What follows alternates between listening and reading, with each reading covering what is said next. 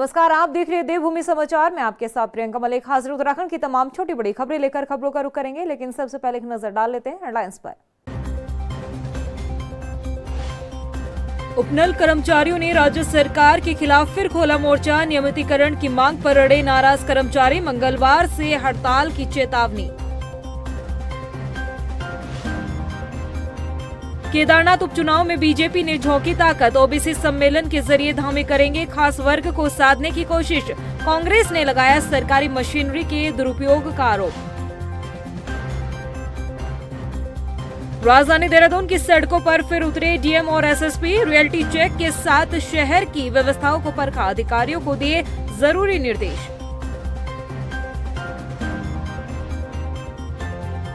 और बेरोजगार संघ के अध्यक्ष बॉबी पवार का बड़ा बयान, भ्रष्ट अधिकारियों के खिलाफ और तेज होगा अभियान, जनता के सामने लाएंगे सच्चाई।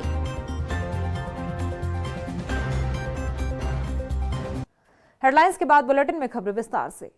उत्तराखंड कर्मचारियों ने एक बार फिर से राज्य सरकार के खिलाफ मोर्चा खोल दिया है। नियमितीकरण की मांग पूरी न होने पर नाराज कर्मचारियों ने सरकार को खुले तौर पर चेतावनी दी है कि अगर उनकी मांगें पूरी नहीं होती तो उनका आंदोलन जारी रहेगा। यह रिपोर्ट देखिए। उपनल कर्मचारियों ने फिर भरी हुंकार, हड़ताल पर जाने का ऐलान। प्रभावित होगा विभागों का कामकाज।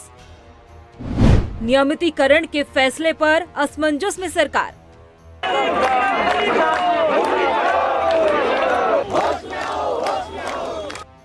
रहते हुए नहीं आ पा रहे हो तो ढूंढ लो। राजधानी देहरादून की सड़कों पर उतरे ये उपनल कर्मचारी है जो उत्तराखंड के अलग अलग विभागों में कई सालों से अपनी सेवाएं दे रहे हैं, लेकिन इसे विडंबना ही कहेंगे कि आज इन्हें अपने भविष्य को सुरक्षित करने के लिए सड़कों पर उतरना पड़ रहा है, क्योंकि सरकार इनकी मांगों पर कोई संज्ञान नहीं ले रही है। दरअसल उपनल कर्मचारी लंबे समय से नियमितीकरण, मानदेय बढ़ाने समेत कई मांगों पर अड़े हैं। साल 2018 में हाईकोर्ट ने भी उपनल कर्मचारियों के हित में ही नियमितीकरण का फैसला सुनाया था, जिसके बाद राज्य सरकार हाईकोर्ट के फैसले के खिलाफ सुप्रीम कोर्ट पहुंची। लेकिन सुप्रीम कोर्ट से भी सरकार को झटका लगा, क्योंकि सुप्रीम कोर्ट ने हाई कोर्ट के फैसले में दखल देने से इनकार कर दिया था, जिसके बाद उपनल कर्मचारियों को राहत मिलती नजर आई। उपनल कर्मचारियों को अपने भविष्य का रास्ता साफ होता दिखने लगा, लेकिन धामी सरकार नियमितीकरण के फैसले को लेकर आज भी असमंजस की स्थिति में है। यही कारण है कि उपनल कर्मचारियों को अब एक बार फिर से सड़कों पर उतरकर अपनी आवाज को मुखर करना पड़ा। बड़ा दुर्भाग्य है कि राज्य सरकार को हाईकोर्ट ने वर्ष 2018 में निर्णय दिया था कि इन कर्मचारियों को समान काम समान वेतन मिले, नियमित क्षणबद्ध तरीके से नियमित किया जाए। उसके विपरीत राज्य सरकार एसएलपी लेकर सुप्रीम कोर्ट गई। अभी 18 अक्टूबर 2024 को सुप्रीम कोर्ट से भी एसएलपी राज्य सरकार की खारिज हो गई है और यह आदेश हुआ है कि जो हाईकोर्ट का आदेश है उस सभी कर्मचारियों पर पालन किया जाए। 1 महीना होने को है, आज 11 तारीख हो गई है। राज्य सरकार से हमने अनेकों माध्यम से प्रयास किया बात करने का, प्रत्यावेदन दिया, मांग पत्र दिया अपना कि जो हाईकोर्ट का निर्णय है और हाईकोर्ट का निर्णय है उसको सभी कर्मचारियों पर लागू किया जाए। वहीं इस मामले में कांग्रेस का भी कहना है कि सरकार को उपनल कर्मचारियों के हित में फैसला लेना चाहिए। देखिए, सरकार की बेवजह की जिद है। माननीय उच्च न्यायालय नैनीताल ने जब 2019 में इनके पक्ष में निर्णय दिया था तो सरकार स्पेशल लीव पिटीशन में चली गई सुप्रीम कोर्ट में। एसएलपी लटकी रही। 6 साल के लंबे इंतजार के बाद सुप्रीम कोर्ट ने राज्य की सरकार की एसएलपी खारिज करी। तो एसएलपी खारिज करने का मतलब जो हाई कोर्ट का आदेश है वो अपहोल्ड होता है। लंबा समय इनको हो गया है, ओवरेज हो गए, कहाँ जाएंगे कर्मचारी। मैं समझता हूँ सरकार को जिद छोड़नी चाहिए और सरकार को आकर के इनके पक्ष में जो निर्णय आया है उसका सम्मान करना चाहिए। आपको बता दें कि सुप्रीम कोर्ट का फैसला आने के बाद राज्य सरकार ने उपनल कर्मचारियों को नियमित करने से बचने के लिए वित्तीय बोझ का तर्क दिया था, लेकिन अब फिर से हजारों कर्मचारियों ने सरकार के खिलाफ मोर्चा खोल दिया है। ऐसे में अब बीजेपी का क्या कुछ कहना है, आप भी सुनिए। देखिए, न्यायालय जो भी निर्णय लेता है सरकार उसको स्वीकार करती है। उसके लिए एक बार अध्ययन करने की आवश्यकता है सुप्रीम कोर्ट के द्वारा और राज्य सरकार द्वारा, क्योंकि हमारे जो संसाधन है उन संसाधनों का भी एक बार सरकार मूल्यांकन करती है। लेकिन न्यायालय के निर्णय के लिए हम सब वचनबद्ध हैं। उपनल कर्मचारियों के नियमितीकरण का रास्ता सरकार के लिए काफी मुश्किल है, क्योंकि 22,000 कर्मचारियों को एकदम से नियमित करना आसान नहीं होगा। क्योंकि अगर सरकार उपनल कर्मचारियों को नियमित करती है तो सरकार के सामने हर महीने वेतन के रूप में सरकारी खजाने पर बोझ बढ़ जाएगा। लेकिन राज्य सरकार पर उपनल कर्मचारी लगातार दबाव बनाते दिख रहे हैं। ऐसे में जरूरत है धामी सरकार को उपनल कर्मचारियों के सुरक्षित भविष्य के लिए कोई ठोस रणनीति बनाने की।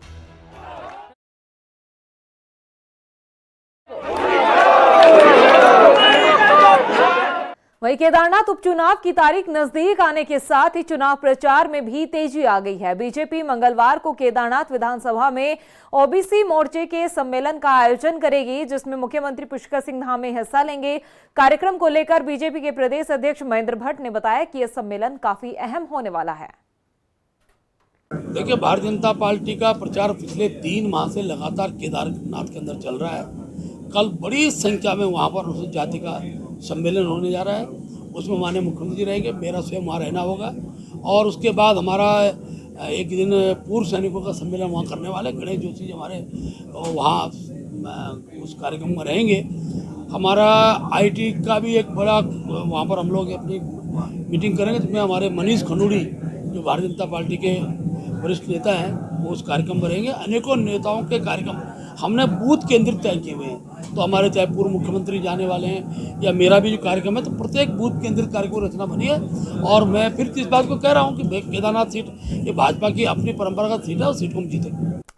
हाई प्रोफाइल सीट केदारनाथ विधानसभा में उपचुनाव में प्रचार प्रसार के लिए जहां राजनीतिक दलों ने अपना दमखम दिखाना शुरू कर दिया है, तो वहीं इस बीच कांग्रेस नेता हरीश रावत की दिवंगत विधायक शैलारानी रावत की बेटी ऐश्वर्या रावत से मुलाकात काफी चर्चाओं में है। हैरानी की बात यह है कि दोपहर के वक्त जहां हरदा ने शैलारानी रावत की बेटी ऐश्वर्या रावत से मुलाकात की, खाना खाया उनके साथ, तो वहीं शाम के बाद डिनर पर बीजेपी की प्रत्याशी आशा नोटियाल भी उनके पास पहुंची।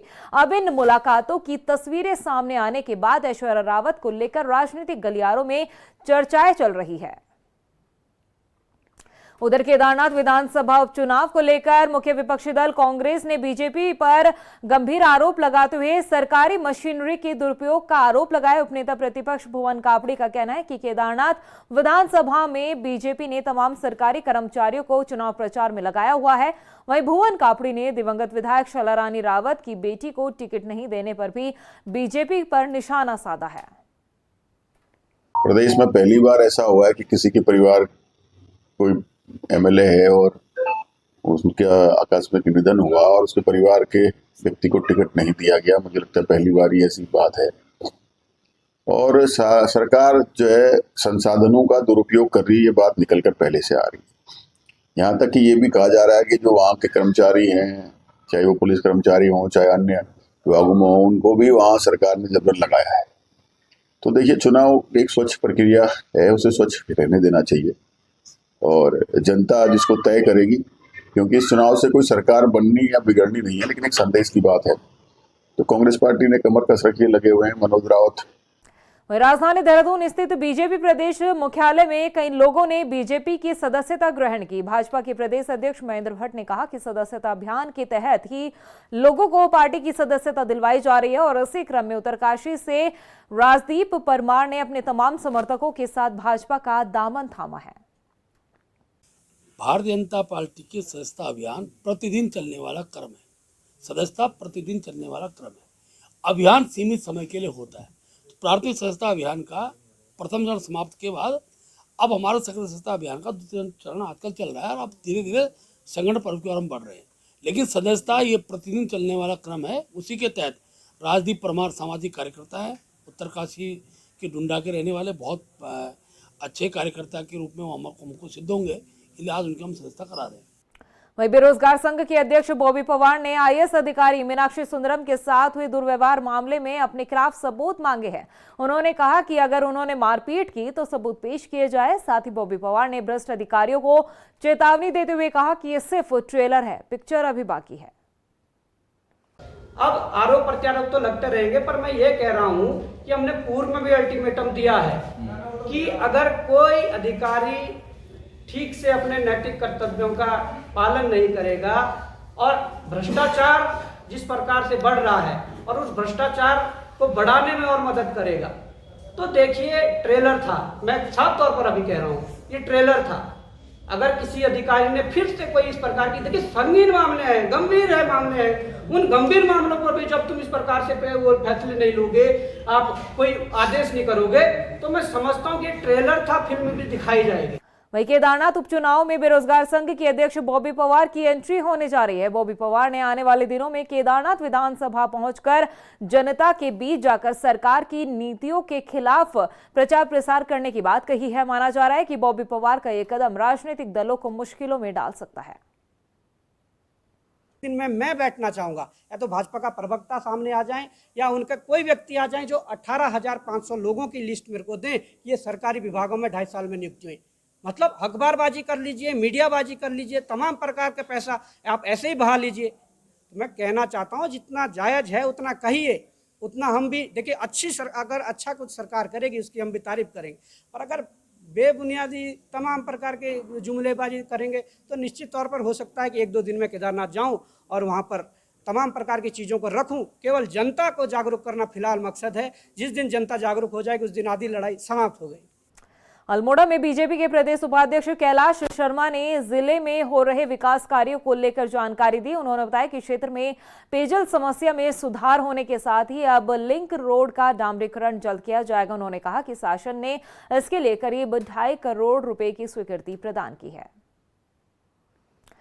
अल्मोड़ा नगर क्षेत्र और उसके आसपास के बहुत सारे ऐसी समस्याएं थी, ऐसे लोगों की आवश्यकताएं थी जिन्हें जनहित में पूरा होना बहुत आवश्यक था। जिसमें जैसे कि हमारे पौधार बेतालेश्वर शालीधार मोटर मार्ग, अभी 2 करोड़ 52 लाख रुपए उसके सुधारीकरण और उसके डामरीकरण के लिए स्वीकृत कराया है, और मेडिकल कॉलेज को जोड़ते हुए मोटर मार्ग आगे जा रहा है। वहीं कांग्रेस नेता माधव अग्रवाल और उनके पिता को जिला बदर किए जाने के विरोध में पूर्व मुख्यमंत्री और कांग्रेस नेता हरीश रावत ने मौन उपवास रखा। हरदा ने गंभीर आरोप लगाते हुए कहा कि विपक्ष को कमजोर करने के लिए बीजेपी सरकार इस तरह के कदम उठा रही है। स्वर्गाश्रम में हमारे नेता माधव अग्रवाल और उनके परिवारजन, कुटुंबीजन जो कुछ झेल रहे हैं वो अकल्पनीय है।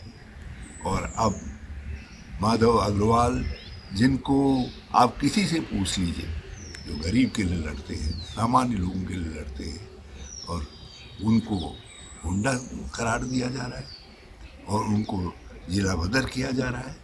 मुझे बहुत अफसोस है। मैंने कई जिलाधिकारियों से बातचीत भी की है, जो लोग इस तरीके की कार्रवाई में लिप्त हैं कि सत्ता के दबाव में ऐसा न करो जिससे इस उत्तराखंड के अंदर गलत परंपराएं चल जाए। भाजपा तो वो किसी परंपरा की चिंता नहीं है। वहीं यूपीसीएल ने पिछले 3 सालों में हुए मुनाफे को लेकर जानकारी दी है। यूपीसीएल के एमडी अनिल यादव ने बताया कि उपभोक्ताओं को पिछले 3 महीने में करीब 324 करोड़ की छूट दी गई है। उन्होंने बताया कि इस महीने बिजली के बिल में 88 पैसे पर यूनिट छूट दी गई है। एमडी अनिल यादव की माने तो पिछले 3 सालों में यूपीसीएल ने रिकॉर्ड राजस्व जमा किया है। उनका कहना है कि केदारनाथ और बद्रीनाथ में सब स्टेशन लगाने की तैयारी चल रही है। पिछले 5 महीनों से जुलाई, अगस्त, सितंबर, अक्टूबर, नवंबर, इन 5 महीनों में लगातार हमारे पावर परचेज सेल ने या हमारी डिपार्टमेंट की जो भी फोरकास्टिंग टीम है, कमर्शियल टीम है, इन लोगों ने जो अपने फार साइटेडनेस के माध्यम से जो बिजली परचेज किया है, अच्छी बिजली परचेज किया है, उसकी वजह से 324 करोड़ रुपए हम लोग बचा पाए। हर महीने में जितना जितना पैसा बचता था, उस पैसे को हम लोगों ने उसी महीने में कैलकुलेट करके कंज्यूमर्स को पास ऑन किया है। ये राज्य महिला आयोग के स्थापना दिवस के मौके पर राजधानी देहरादून में कार्यक्रम का आयोजन किया गया। इसमें महिला आयोग द्वारा किए जा रहे कार्यों को लेकर पुस्तक का विमोचन किया। उधर महिला आयोग की अध्यक्ष कुसुम कंडवाल ने बताया कि बीते 19 सालों में आयोग ने महिलाओं के हित में जरूरी कदम उठाए हैं। उन्होंने कहा कि आने वाले दिनों में भी उत्तराखंड महिला नीति को लागू करने वाला प्रदेश बनेगा। जितने भी महिलाओं को सुरक्षा को लेकर महिला सुरक्षित कैसे रहें, महिला आयोग लगातार काम कर रहे हैं। और महिलाओं के लिए चाहे स्पा सेंटर की गाइडलाइन हो, चाहे महिला नीति हो, वो महिला को सुरक्षा, महिला के कैसे सशक्त हो, आर्थिक, सामाजिक रूप से, आर्थिक रूप से, राजनीतिक रूप से, तो ये सब काम महिला आयोग अपनी तरफ से कर रहा है। और स्पा सेंटरों में कि जिस तरह से महिला का गलत उपयोग ना हो, उसके लिए एक SOP तैयार की गई है महिला आयोग की तरफ से, और वो शासन को भी भेजी गई है। माननीय मुख्यमंत्री जी को भी हमने प्रेषित कर ली है कि वो गाइडलाइन अगर बनेगी तो महिलाओं के साथ कुछ भी गलत नहीं हो पाएगा।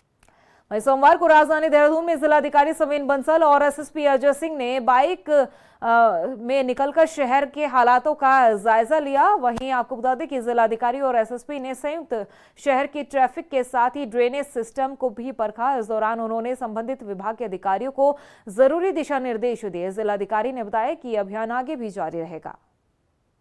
पहले जब से हमने इनिशिएटिव शुरू किया था कप्तान साहब और हमने, तो उसमें हमारा लक्ष्य ये था कि शहर को जैसे हमने 4 जोन्स में विभाजित किया था, तो प्रथम चरण में जो उस जोन में जो ट्रैफिक रिलेटेड प्रॉब्लम्स थी, जहाँ पे चौंक्स बनने थे, कहीं पे फुट ओवर ब्रिज प्रपोज होना था, पिंक बूथ बनने थे, पिंक टॉयलेट्स बनने थे, तो उस चरण का काम पूरी प्लानिंग हो चुकी है और उसमें से कुछ चीजें धरातल पे उतारी भी गई हैं। और जो आगे आने वाली चीजें हैं, घंटाघर पे हमारा फुट ओवर ब्रिजेस तीनों डायरेक्शंस में, पिंक टॉयलेट और चौक, उसका हमारा जो काम है वो एडवांस स्टेजेस पे है।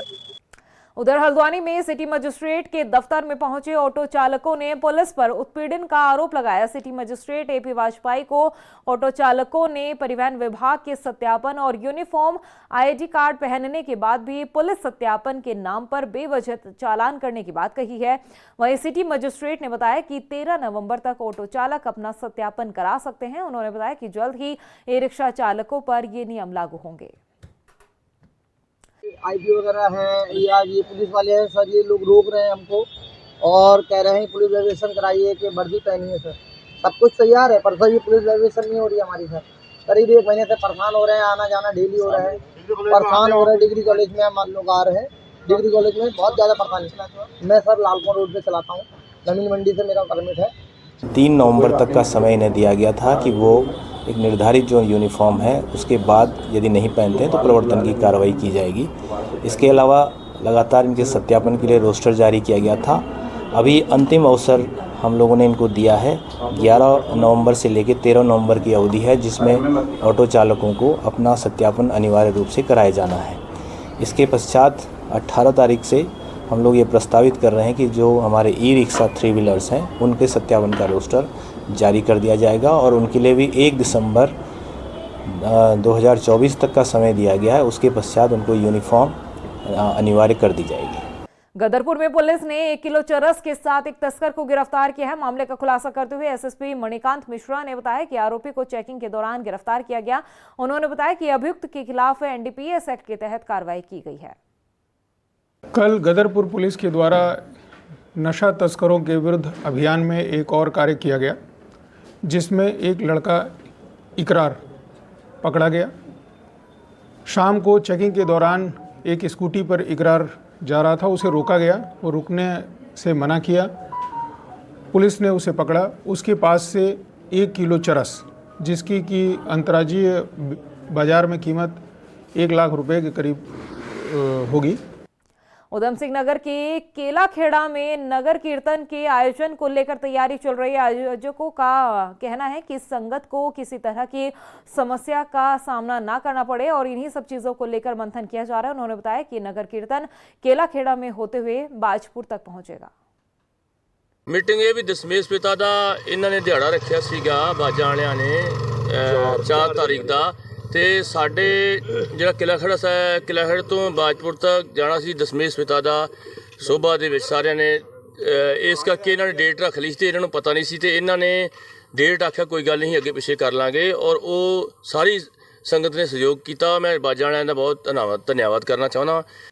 मसूरी स्थित शहीद स्थल पर राज्य स्थापना दिवस के मौके पर सरकार द्वारा कोई भी कार्यक्रम आयोजित न किए जाने पर व्यापार संघ ने नाराजगी जाहिर की है। सरकार द्वारा कोई भी आयोजन न होने पर आखिरकार व्यापार संघ ने अपने स्तर से कार्यक्रम का आयोजन किया और आंदोलन में शहीद हुए सभी लोगों को श्रद्धांजलि दी। वहीं कार्यक्रम में शामिल राज्य आंदोलनकारी प्रदीप भंडारी ने कहा कि सरकार को शहीद स्थल पर राजकीय कार्यक्रम का आयोजन नहीं करवाने पर माफी मांगनी चाहिए। जो लोगों में जो हमारे ये राज्य स्तरीय पर्व है, ये राष्ट्रीय पर्व है, लगातार इनके प्रति जो उनमें उत्साह होना चाहिए, जो देशभक्ति की भावना होनी चाहिए, जो राज्य के प्रति अपनी भावना होनी चाहिए, उस पर निस्संदेह लगातार कमी दिखाई दे रही है। और कहीं ना कहीं लोग आज अपने निज स्वार्थों में इतने उलझ गए हैं। अभी अगर कहीं पर कोई फ्री की रेवड़ी बढ़ रही हो और मतलब जहाँ पर पैसा बढ़ रहा हो या यहाँ पे फ्री की चीज़ें बढ़ रही हो, वहाँ पर भीड़ अथा हो जाती है। लेकिन जहाँ राष्ट्र के प्रति, प्रदेश के प्रति कुछ करने का मौका आता है, उस जगह पर जो है काफ़ी कमी दिखाई देती है। तो ये बहुत ही अच्छा संकेत यहाँ के लिए नहीं है। प्रदेश की खबरों में इतना ही, फिर हाजिर होंगे कुछ और खबरों के साथ। तब तक के लिए मुझे दे इजाजत, लेकिन जाने से पहले एक नजर हेडलाइंस पर। नमस्कार। उपनल कर्मचारियों ने राज्य सरकार के खिलाफ फिर खोला मोर्चा। नियमितीकरण की मांग पर अड़े नाराज कर्मचारी, मंगलवार से हड़ताल की चेतावनी। केदारनाथ उपचुनाव में बीजेपी ने झोंकी ताकत, ओबीसी सम्मेलन के जरिए धामे करेंगे खास वर्ग को साधने की कोशिश। कांग्रेस ने लगाया सरकारी मशीनरी के दुरुपयोग का आरोप। राजधानी देहरादून की सड़कों पर फिर उतरे डीएम और एसएसपी, रियलिटी चेक के साथ शहर की व्यवस्थाओं को परखा, अधिकारियों को दिए जरूरी निर्देश।